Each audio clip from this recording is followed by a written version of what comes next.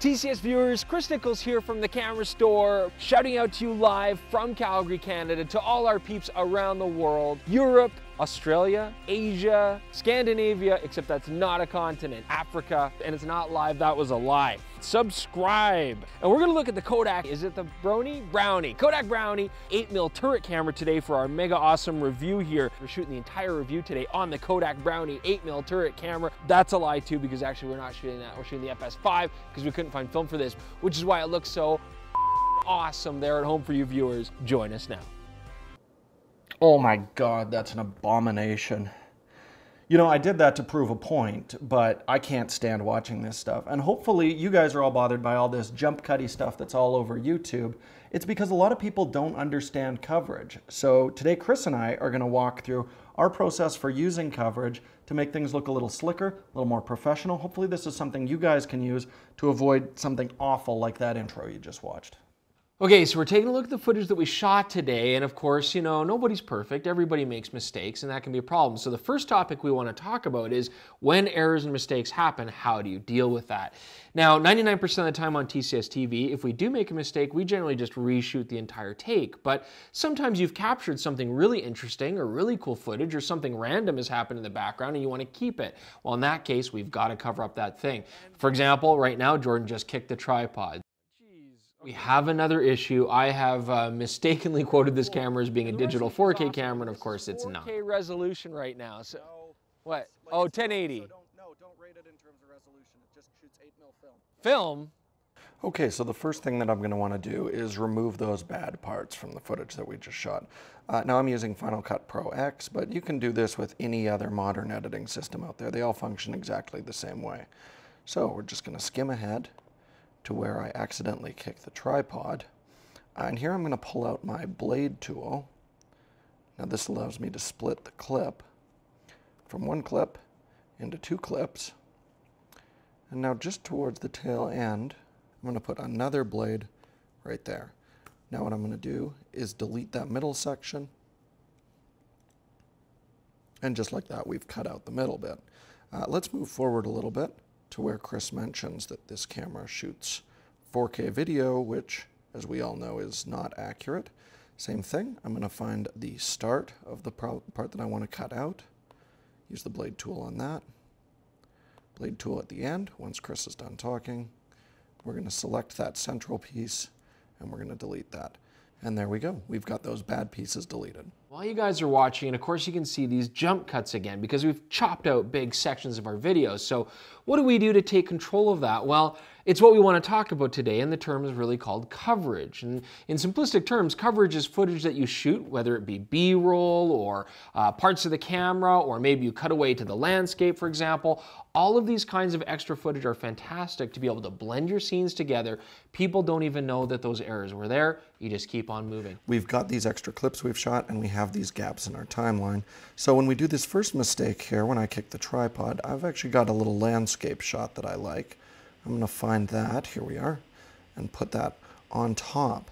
Now how video editing software works is it'll skim through the clip. Once it comes to a clip on top, it'll always cut away to that. So we jump to this landscape shot, covering up that seam. I'm going to do the same thing for the second error here, and I've got a shot of the turret camera that I like, just a nice little side profile. Same thing, I'm going to grab that, I'm going to put it on top of the seam.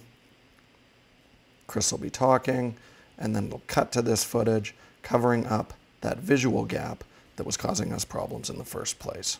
All right, so everybody does make mistakes, and coverage is handy to cover that up, but it can be an editing nightmare when you have all of these breaks and you have to keep it organized. So what we tend to do instead is redo the entire take. Now, of course, I'm an incredible presenter and I haven't screwed up anything throughout this long take, but you don't just want to stare at me talking the whole time. You know, it gets a little bit flat.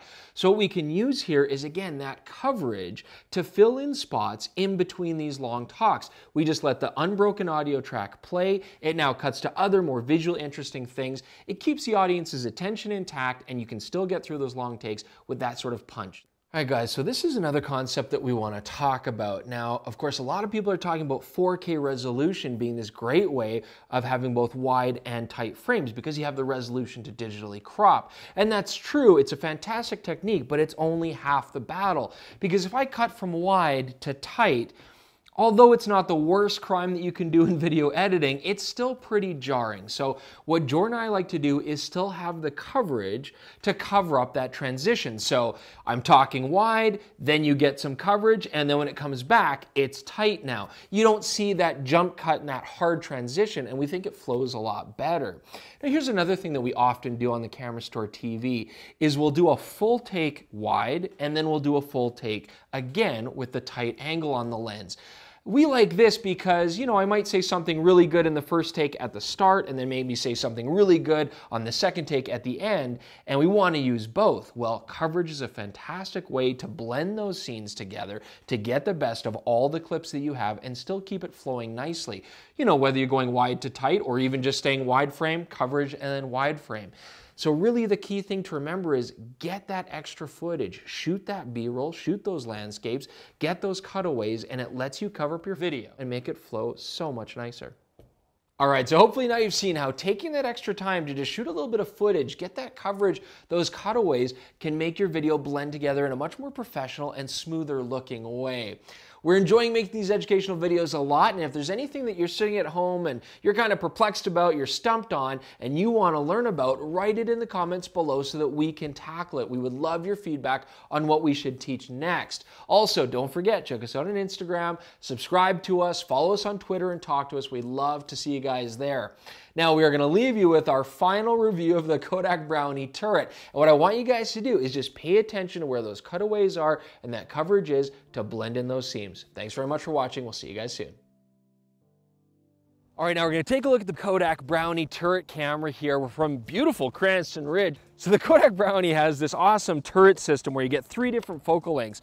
Very cool. It used 8mm film, super common, keeps the camera small, really nice compact system. So we're going to take this through today, we're going to test it out, and we're going to see, you know, how can it handle? Now the Kodak Brownie turret camera handles well, actually quite compact and light, but it's got a solid feel. I love the retro look, but when this came out in 1955, it was probably outright futuristic looking. Really, really awesome. You've got aperture choices from f1.9 to f16. I will be honest though, this dial is a little bit hard to turn, but it is there and it is nice and bright. Love the viewfinder system, 3 different sets for the 3 different focal lengths, and you've even got a Kodachrome film guide here so you know what aperture to set for what condition you're in. Now the Kodak Brownie turret was a pretty easy camera to use. You gotta remember this is intended for the consumer, but I do like the parallax correction on the viewfinder. That was really nice. And at the heart of it, this turret lens system is fantastic. But really the amazing feature here is the turreted lenses. Now focal length wise, something you gotta keep in mind, you got a 9mm, a 13mm, and a 24mm. Now 8mm film converts to 35mm equivalents with a factor of about 6.4. So, you know, you're starting with just over about a 50mm lens and going up to about 153, 155mm lens. So you gotta remember, they're all tighter focal lengths. You gotta keep your distance from your subject, but overall, the Kodak Brownie brought a lot of fantastic family memories to people's homes. It's a great little camera, looks good, shoots well, and it looks so awesome. It feels so good to use.